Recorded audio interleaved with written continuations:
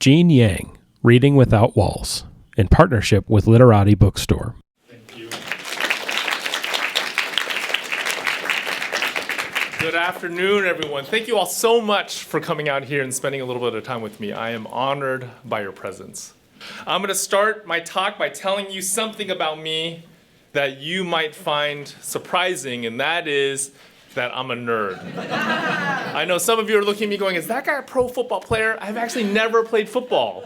I'm a nerd, and as a nerd, I generally like things that nerdy people like. I like superhero comics. I like computers. Now, I might have been born a nerd. I might have been genetically predestined to be a nerd. But my nerdiness definitely solidified when I was in the 5th grade. So this is what I look like as a 5th grader. It was the 80s. Everybody had big hair. If you're a kid, ask your parents. I guarantee you, everybody had big hair. 5th grade was when I fell in love with comic books. And I fell in love with comic books because of this issue of Marvel 2-in-1. Back when I was a kid, every local bookstore had what was called a spinner rack. This was a wireframe rack that would usually sit in the corner of a store. You could spin the whole thing so you could see all the comics that were on that rack. One night my mom took me to our local bookstore. I saw this cover sitting on that spinner rack, and as soon as I saw it, something deep inside of me snapped. I knew that I needed to own it. So I brought this up to my mom. I said, Mom, from the depths of my being, I didn't own this. Can you please buy it for me? And she took one look at this cover and she said, no, absolutely not. Those two characters look way too scary, and they're going to give you nightmares. And she had a point, because even though I was in 5th grade, I was still getting nightmares. She said, one of those characters looks like he's bleeding out of his eyes. There's no way you're going to buy that comic. She made me put this back on the spinner rack. To this day, I've never read the story. I have no idea what it's about. But she saw how sad I was about not leaving the store with a comic, so she bought me this instead. This is what she chose for me. Nowadays, I am a huge Superman fan, but when I was in 5th grade, I was not. When I was in 5th grade, I thought out of all of the superheroes out there, Superman was the most boring one. And that's why my mom chose him for me, right? Because he's like the best behaved superhero ever. He always does the right thing. He never says any bad words. He doesn't punch anyone unless he really has to. And afterwards, he feels all guilty about it. He flies around in this blue uniform. He's like this giant flying Boy Scout looking for good deeds to do. Well, I took this home and I read it, and in this story, the atomic bomb drops in 1986. It kills off almost everybody on the planet, and the few survivors that are left, they gather into these little villages that are pretty lawless because all the police are dead. So a group of men have to get together. They dress up in knight's armor. They ride around on these giant mutated dogs to fight crime. They call themselves the Atomic Knights. Superman, being Superman, he's one of the survivors, so he teams up with these guys, and they have this adventure together. In the last few pages of this comic, it's revealed that the entire thing is just a dream that's going on in somebody's head. But that did not stop this book from freaking me out. I stayed up nights thinking about this, thinking about Superman, about the atomic bomb, about mutated dogs, and about comic books, about how these pictures drawn on a page did something inside my head that had never been done before. Pretty soon after this, within just a few weeks, I went from being a comic book reader to comic book creator. And this is actually one of my favorite things about comic books. That dividing line between who is a reader and who is a creator is super easy to cross. It's always been like this. Even back in the 80s when I was a kid. Back in the 80s, if you were a kid and you wanted to make a movie, that was hard. If you wanted to cut an album, that was hard too. If you wanted to make a comic, anybody could make a comic. All you really need are some paper, some pencils, maybe a healthy ignorance of your own artistic limitations. You just set aside some time, draw a comic, and there you are. That's exactly what I did when I was in 5th grade. 5th grade, my best friend was this kid named Jeremy Kiyoshi. He was half Jewish and half Japanese, and he was also a veteran comic book geek. He'd actually been collecting comics since he could read. So by 5th grade, he had boxes of comics in his room. Together at lunch, when our more athletic friends were playing tetherball, we would sit at the lunch tables and we'd come up with stories. Then I would do all the pencils, Jeremy would do all the inks. We'd give our originals to his mom, who would take them to work with her, wait till all of our coworkers went home, and then sneak photocopies for us. We took these photocopies, we stapled them by hand, we sold them to our friends for 50 cents a piece. We made $8, it was amazing. That was the beginning of my comic book career. Our stories were all about this character that we created. His name was the Spade Hunter. He was a superhero. And when I was in 5th grade, I thought this character was amazing. As an adult, I look back and I realized he was not amazing at all. He was actually a ripoff of Robin Hood. So just like Robin Hood, he wore all green. He lived in the woods. He was on this team called the Merry Men. Really, the only innovation that Jeremy and I did was instead of fighting with a bow and arrow, the Spade Hunter had this discus of death that he would throw at people's heads.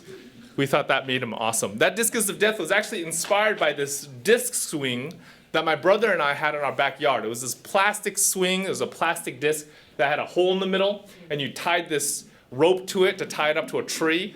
That swing lasted about a week and a half, and then afterwards, we just started throwing it at each other's heads. That just goes to show, if you have a sibling that you like to torment, examine how you torment them, because there might be a comic book idea there. Jeremy and I, we had this debate about what we should do with these $8 that we earned. And when I was a kid, during after-school cartoons, they used to run these ads about how the Statue of Liberty was having issues out. Her nose was about to rust off. Jeremy and I, we love America, so we decided to donate our $8 to the Restore the Statue of Liberty Fund. Our 5th grade teacher reacted the same way. She was super proud of us. She ended up giving us these McDonald's gift certificates that were worth way more than $8. They were like $20 each. To this day, that is probably my best financial decision that I've ever made as a cartoonist. Now, Jeremy is much more savvy about finances. He no longer makes comics. He no longer even reads comics. He's now a radiologist. He makes a lot of money, lives in this giant house in Hawaii, which is really good for him. But I kept making comics. I kept making comics through the 5th grade, through the 6th grade, all the way into the 7th grade. Now in 7th grade, I had this one friend who was better than me. In every way, one human being can be better than another. He was smarter than me, he had better grades than me, he was more athletic than me, he was more popular than me, he's more well-spoken than me. I hung out with a small group of boys in 7th grade, and most of us couldn't even get one girlfriend. This guy had 6 in a row. That's how awesome he was. And one of them was an 8th grader. He was a 7th grader that was able to date an 8th grader. Well, one day he sees me reading comic books and he says to me, "Gene, if you keep reading those things, you're never going to get a girlfriend." In 7th grade, I knew from the depths of my being that I wanted a girlfriend. So I listened to him. I stopped reading comics. I took all the money that I would have spent on comic books and I bought this instead. So in the 80s, if you wanted to be awesome, this was the way you would do it. You would have to buy a denim jacket, right? So I took all my comic book money, I bought a denim jacket, I put it on, and then I went back to school and I waited for the ladies to come. I waited through the 7th grade, through the 8th grade, through the 9th grade. In 10th grade, I just had to face facts. I looked myself in the mirror and I was like, "Gene, this girlfriend thing is just not gonna happen for you." And there I was, I had no comic books and no girlfriend, and I was like, man, I could do something about one of these things. So I started buying comic books again. Here are some of my favorite comics when I was in high school. In high school, I loved the Hulk. You know, when I was really little, I thought the Hulk was a stupid character. He's this big green guy, super strong. All he ever says is Hulk smash. Seems really boring. But then when I was in high school, the monthly Hulk comic was being written by a guy named Peter David, who to this day is one of my favorite superhero comics writers. And he changed the Hulk just a little bit. He made it so that when the Hulk hulked out, he would keep some of Bruce Banner's intellect. Not his moral compass, just his intellect. So he wasn't just super strong, he was also super smart. So what happens when you're super strong and super smart and green? What happens when you can dominate all the people around you, not just physically, but also mentally? Well, you turn a little bit evil. And that's what the Hulk did when I was in high school. He actually started hiring himself out as a hitman for these different mafia groups in Las Vegas. It was amazing. I was also really into The Spirit, which is a reprint of a classic comic strip from the 1940s done by a guy named Will Eisner. The top comic book industry award in America is called the Eisner Award, and it's named after Will Eisner. That's how influential he was. And in high school, I was also really into Uncle Scrooge. I know most Uncle Scrooge fans are like 5 years old, but I loved him when I was 16. Now, incidentally, in case you were wondering, I got my first girlfriend about a year after I started buying comic books again. So my friend was totally wrong. Nerdiness and romance are completely compatible. I didn't just start reading comics again, I also started making comics again. This right here, Gordon Yamamoto and the King of the Geeks, this is the very first comic that I did as an adult. I self-published it about a year after I graduated from college. It's about a young man who gets a spaceship stuck inside his nose, and he becomes friends with the alien that's driving the ship. Loosely based on my own life. About 10 years after Gordon Yamamoto and the King of the Geeks came out, I published through First Second Books, American Born Chinese.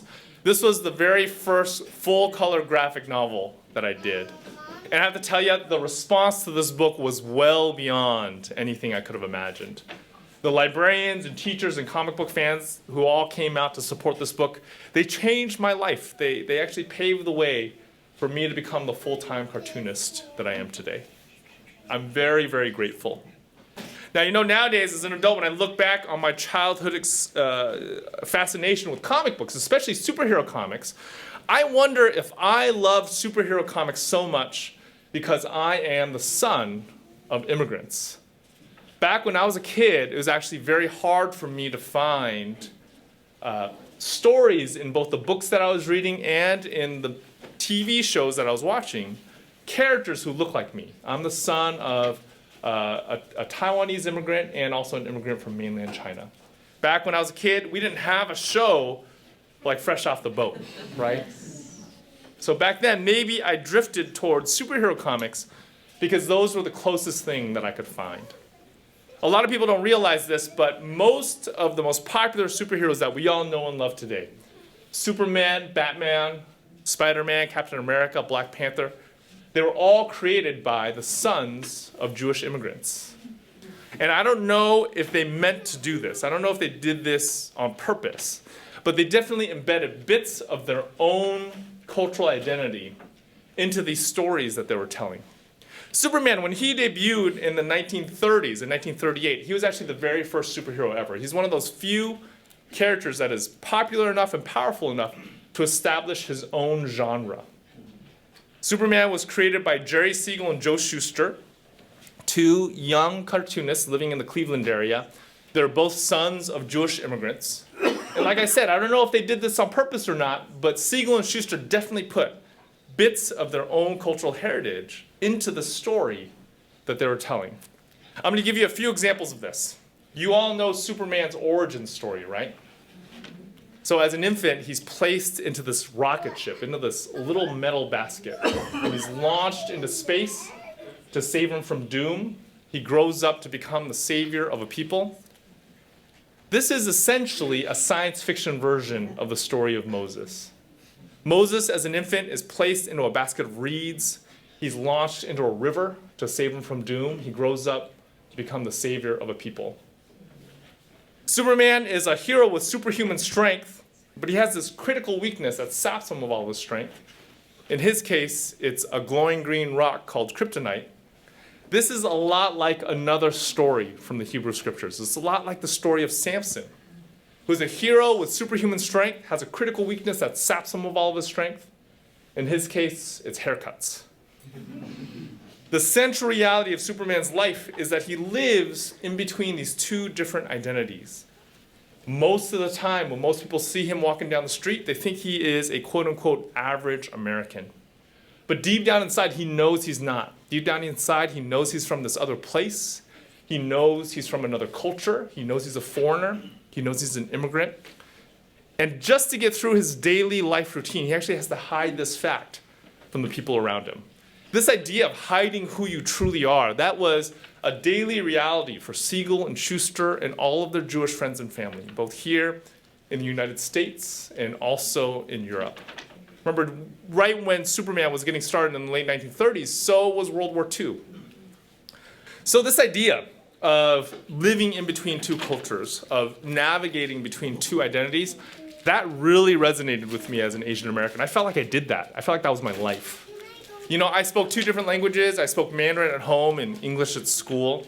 I had two different names. I had a Chinese name that I used at home, and then an English name that I used at school. I lived under two different sets of cultural expectations. In fact, there is so much overlap between the Asian American experience and Superman's story that some people have even argued Superman might be an Asian American. This is actually an argument that I stole from a friend of mine named Jeff Yang. He is one of the editors of Secret Identities, which is an anthology that collects a bunch of short stories about Asian American superheroes by Asian American creators. Jeff also writes for the Wall Street Journal. He's a columnist. But nowadays, he's probably better known as the father of this kid right here. He's the dad of one of the actors on Fresh Off the Boat. So here's Jeff's argument, the argument that I stole from Jeff about why Superman might actually be an Asian American. I'm going to lay out all the evidence for you, okay? So first, he has black hair. He wears glasses. His coworkers all think he's kind of mild-mannered. He has these two different sets of clothes. He has these normal American clothes that he wears to work every day. And then he has these colorful foreign clothes that he only pulls out for special occasions. He has two names. His American name is Clark Kent, and then his foreign name, Kal-El, has a hyphen in it. His parents are non-English speaking scientists who send their kid to America for a better life. Superman is definitely Jewish, but he also might be an Asian American. Superman might be an Asian American Jew. You know, Superman has been compared to Batman since almost the very beginning. Batman came around about 2 years after Superman debuted. I have to ask, are there any Batman fans out there? Any of you Batman fans like Batman more than Superman? Okay, a bunch of you. Now, I'm not telling you you're wrong, okay? I'm not up here telling you that your opinion is invalid. I'm just saying that for me, when the choice is between an Asian American Jew who fights for justice and a billionaire playboy who likes to beat up on the mentally ill, I will always choose the Asian American Jew. So these superhero comics, however imperfectly, they acted as my mirror. They reflected, at least in part, my own experience back to me. They told me that what I was going through was important, it was worthy of a story. They told me that other people had experienced the same sorts of emotional realities. They made me feel a little bit less alone. And I think that's in part why I fell in love with superhero comics when I was in the 5th grade. 5th grade is also when I fell in love with computers, and I fell in love with computers because of this machine right here. Some of you who are younger might be looking at that going, is that a really fancy toaster? This is not a fancy toaster. This is actually a computer called the Apple IIe. By today's standards, it is not a good computer. It's actually very slow. It didn't even have a hard drive. If you wanted to store any files, you had to put these floppy disks into this little floppy drive. The Apple IIe that I used could only display one color. It could only display the color green. Even though it's not a great computer by today's standards, I still love the Apple IIe because this is how I learned how to code. The summer right after my 5th grade year started off great. I spent every day in front of the television. I watched episode after episode of Reading Rainbow. Didn't read any of the books. My immigrant mom saw me do this and she was just disgusted. She thought I was wasting my time. So she signed me up for these summer enrichment classes. It has been over 30 years since I took these classes, and nowadays I only remember one of them. I only remember an introduction to computer programming class taught in a lab full of Apple IIes. On those computers, we learned a programming language called Logo. Logo was designed in the 1960s specifically for kids. So if you learned how to program in the 70s or 80s in elementary school, you probably learned Logo as your first language, just like me. Nowadays, kids have moved on to other languages like Scratch or like Alice or Snap. But I still love Logo. I still love Logo because at the heart of this language is a little turtle. But the turtle didn't normally look like this. It normally looked something like this. Because that is how bad graphics were in the 80s. And what you could do with this little Logo turtle is you could give it commands to make it move around your screen and draw stuff. You could do really simple designs like this. You could combine simple designs into more complex designs. like this. You could even do these beautiful, geometrically precise designs like this. That summer, in that lab full of apple trees, I fell in love with coding because I'd always been interested in art. And what I realized was, if I could get a little bit better at coding, I could get a little bit better as an artist.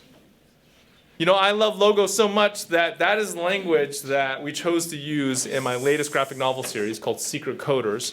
The green one is the 5th one, and that just came out about a month ago. This is a project that I've been thinking about for a long time.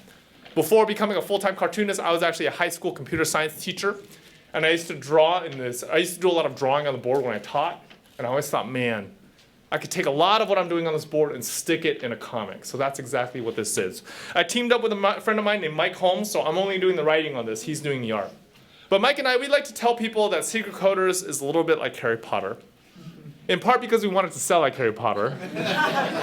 But also because you all know how Harry Potter goes, right? So in Harry Potter, this group of kids, they find the secret school. The secret school teaches magic.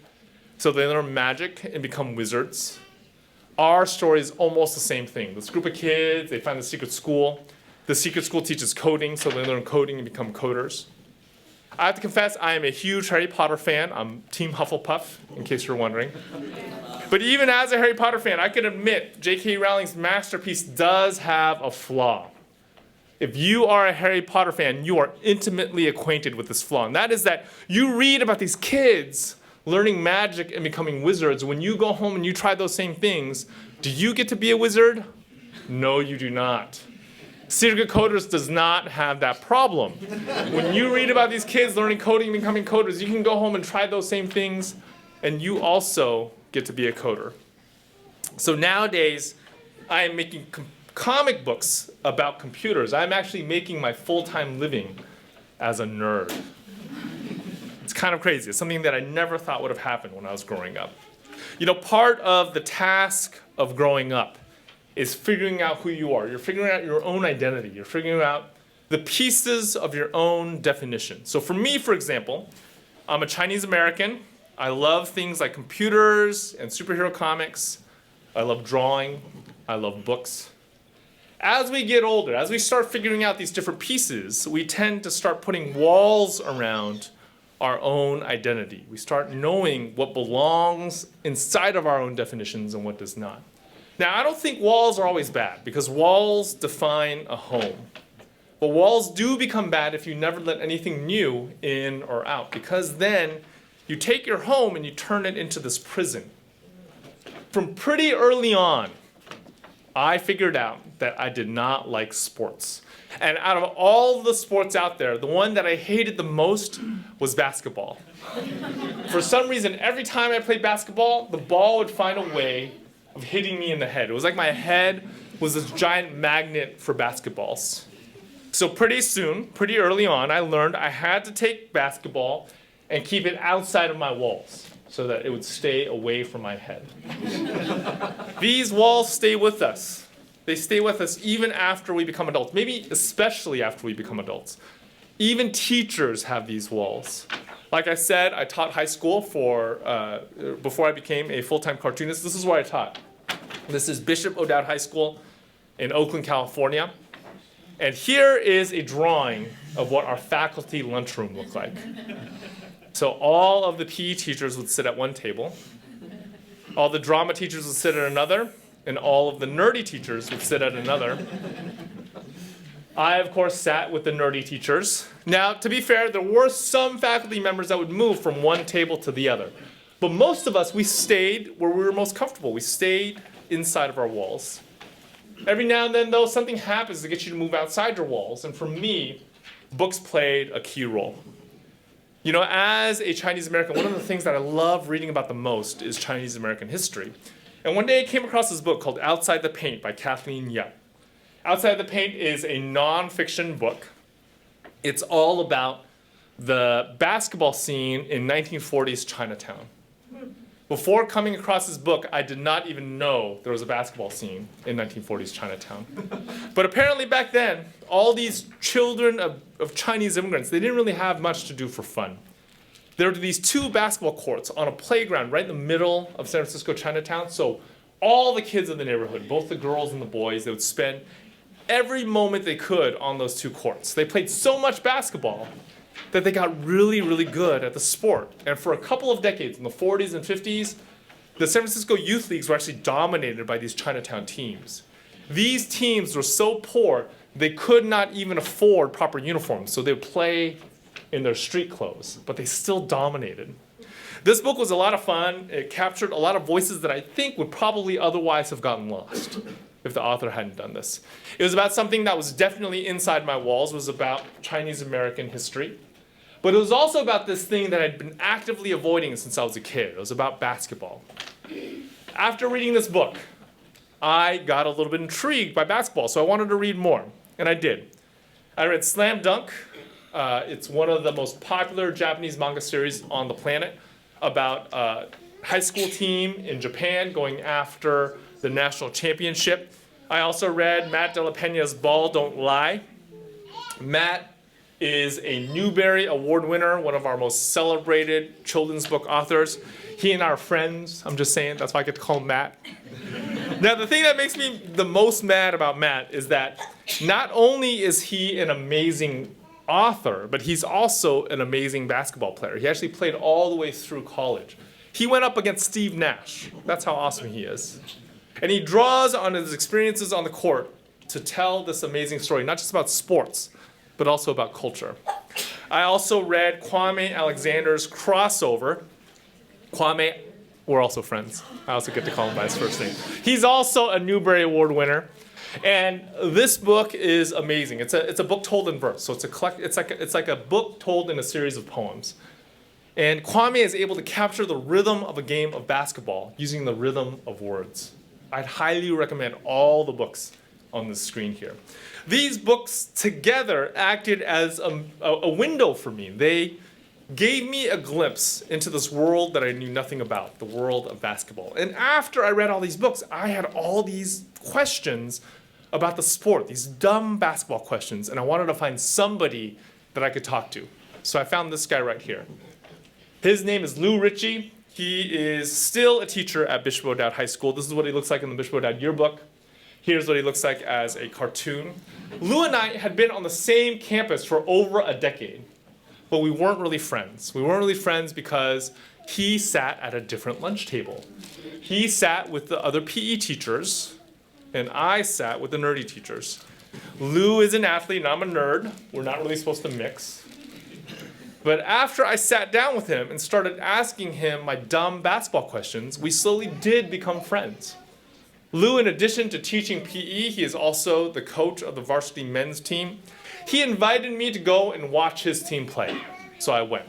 I went to one game, and then another, and then another. I ended up following their team for an entire season. I got to know Lou, I got to know his assistant coaches, I got to know his players, and I got to know the game of basketball.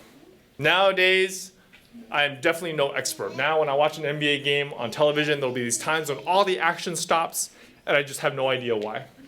But at least I understand the thrill of the game. I get why people like it, and I get its importance in the context of American history. During that season, I also got to know Lou, and what I learned was that he and I actually aren't as different as I originally thought. First, just like me, he loves reading. He developed a voracious reading habit when he was in college, and to this day, he loves reading about world history. Lou also loves numbers. When he was a kid, he had so many sports statistics memorized in his head that the kids of his neighborhood all called him the professor. So Lou isn't just an athlete. He is also a nerd. He's like a nerdly. I actually have photographic evidence of this. Here's what Lou looked like when he was a kid. Not that different from what I look like. Over the course of the season, I got to travel with the team. We went to a tournament in Missouri, another one in LA, another one in Florida. I sat in on their pep talks. I listened to their strategy sessions. And I really got to know the story. It's this amazing story about these coaches and these players all going after a single goal, all going after the California State Championship. This story was so compelling to me that I felt like I had to do a book about it. So right now, I am writing and drawing my very first nonfiction graphic novel. It's called Dragon Hoops, and it's about the Bishop O'Dowd Dragons during the 2014-2015 season. I'm kind of giving away the ending right here with this picture, so don't tell anybody. But you see, these books acted as my window. Because I read these books, I became friends with Lou. He invited me to go follow his team for a season, and now I am doing this book about a topic that I had actively avoided for most of my life, a book about basketball. Books are windows for me. Books can be windows for you as well. They can be windows into other ways of life, other belief systems, other cultures, other religions.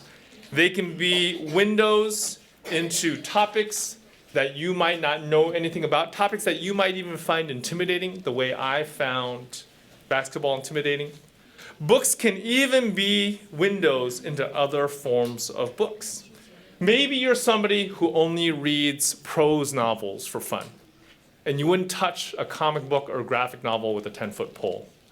Or maybe you're the exact opposite. Maybe the only books you read for fun are comic books and graphic novels. And the only time you read prose is for these painful class assignments. Well, nowadays there is a growing category of what are called hybrid books. These are books that use both prose and comics to tell their story. And these books can act as windows from one publishing format into another. Right now, in American books, in American storytelling in general, we are in the middle of a long and sustained conversation about diversity. Because our nation is growing more diverse, there is a call that is becoming louder and louder for our stories to reflect that diversity. Now, I really do believe we need diverse books. I believe we need diverse books in part because of this idea that I've been talking about that I actually borrowed from a woman named Dr. Rudine Sims Bishop, who teaches at The Ohio State University. I believe we need diverse books because I believe every reader, regardless of age, needs both books that are mirrors and books that are windows. Mirror books reflect our own experiences back to us, just like superhero comics did for me when I was a kid, however imperfectly. They tell us that what we're going through is important. They tell us that other people had experienced the same sorts of emotions and that we're not alone. By doing this, they teach us to love ourselves. Window books give us a glimpse into lives that are very different from the ones that we're living. They give us the glimpse into the lives of people who, at least on the surface, seem very different from us. And by doing that, they show us our common humanity. They teach us to love others. I believe that these two things working in conjunction with each other, being able to love other people the way we love ourselves, that is the foundation of a just and moral society. And that's actually why, in part, I'm part of this Reading Without Walls initiative. This is actually an initiative that was started during my tenure as National Ambassador for Young People's Literature. I was the Library of Congress's National Ambassador for Young People's Literature for 2016 and 2017. This January, I got to pass the medal on to one of my heroes, Jacqueline Woodson, one of our most celebrated children's book authors. If you haven't read any of her books, you've got to read one. You've got to read at least one. But the response to the Reading Without Walls challenge was so overwhelming that my publisher, Macmillan, and Children's Book Council, one of the sponsors of the National Ambassador position, decided to continue it. So this is the way the challenge works. You can do this either as an individual or as a family or as a community. What you do is you set a due date for yourself, and by the end of that due date, you just do one of three things. Number one, read a book about a character who doesn't look like you or live like you, someone who, at least on the surface, seems very different from you.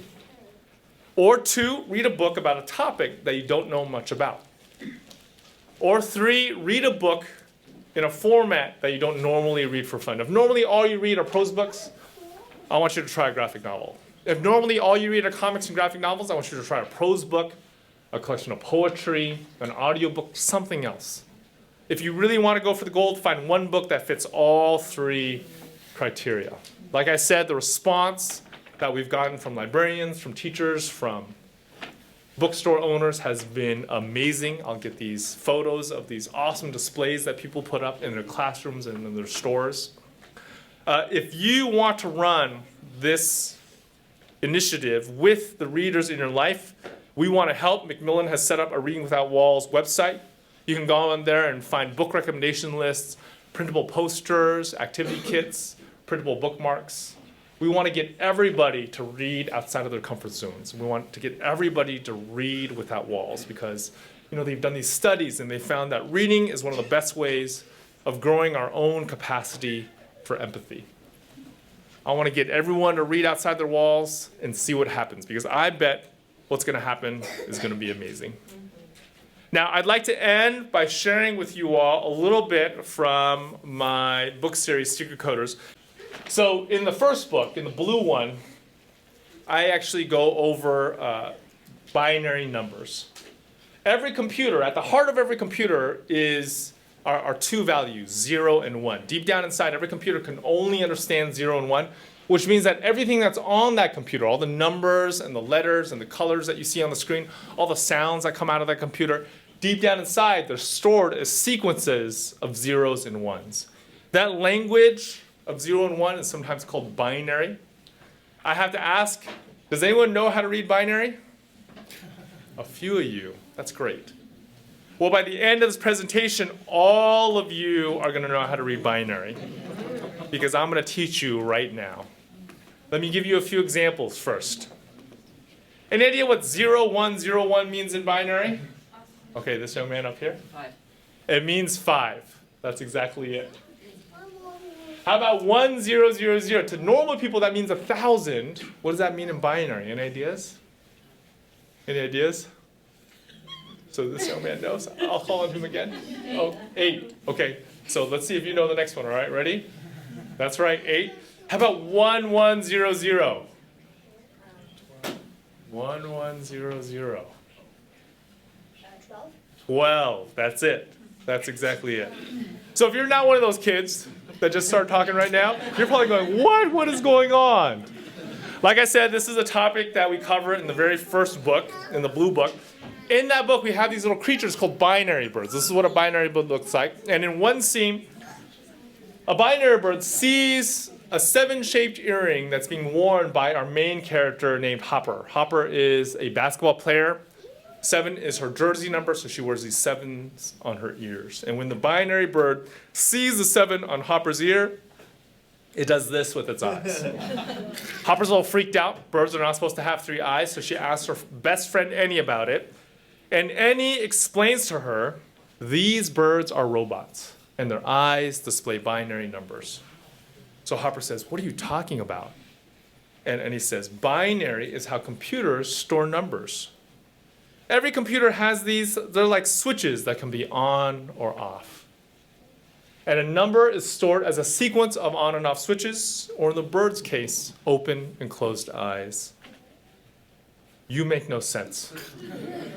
Take these 7 pennies. Let's play a game. So the game that they're going to play in the book, we're also going to play right here. Pay attention. I'm going to give you the rules in just a second. I'm going to draw the board right here. You always carry pennies and chalk in your pocket? Shh, I'm concentrating on my drawing.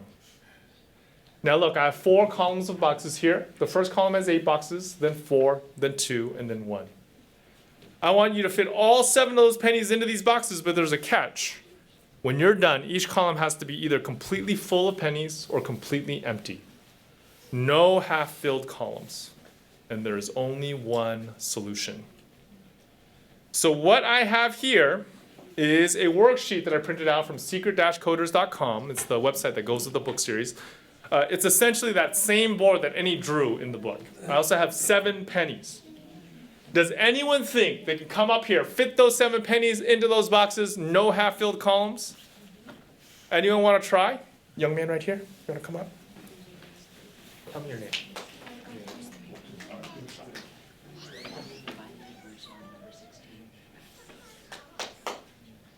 All right. Let's give Joaquin a round of applause. Good job, Joaquin. So are there any half-filled columns? No, so you did it right. That means that 7 in binary is actually 0, 1, 1, 1. In this game, all the empty columns represent 0 in binary. All the full columns represent a 1. 7 is 0, 1, 1, 1. Let's see if we can figure out what 10 is in binary. What I'm going to do next is I'm going to add 3 more pennies here. So there are 10 pennies. Does anyone else want to give this a shot? Anyone else want to give this a shot? So the young lady in the with the pink headband, you want to come up?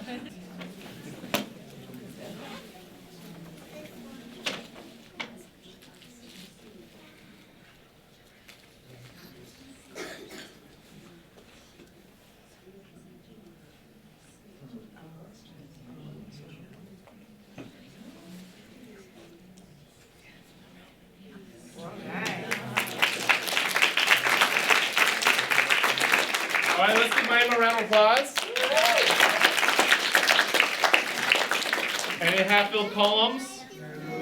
No. So she got it right. That means that 10 in binary is 1, 0, 1, 1. Okay, let's do one last example. What I'm going to do is I'm going to leave 6 pennies up on the board. I'm going to take out 4.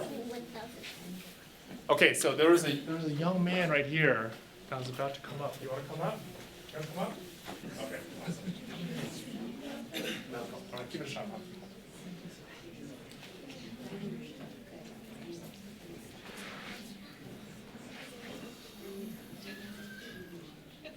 There we go. All right, let's give Malcolm a round of applause. That's awesome. Can I show people your watch? Look at this. That's like major nerd cred. That's awesome. All right. Of course he got it right. Who's wearing a calculator watch? All right, again, no half-filled columns. That means 6 in binary is 0, 1, 1, 0. So now you all know how to read binary. Let's go back to the book. In the book, Hopper comes up with the same solution for 7 that you all did.